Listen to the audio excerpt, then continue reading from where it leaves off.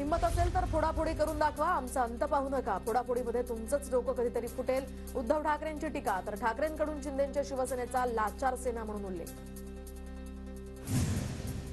काजवा तरी स्वयंप्रकाशित असतो, मिंध्यांना टॉर्च मारावी लागते. दिल्लीतनं टॉर्च बंद झाल्यानंतर मिंधे कुठे जातील कळत नाही. उद्धव ठाकरेंचा शिंदेच्या शिवसेनेवर हल्लाबोल. ठाकरेंच्या सर्व खासदारांची नवी दिल्लीमध्ये एकत्र पत्रकार परिषद. ऑपरेशन टायगरची चर्चा सुरू असताना आमची वज्रमूठ मजबूत असल्याचा केला दावा.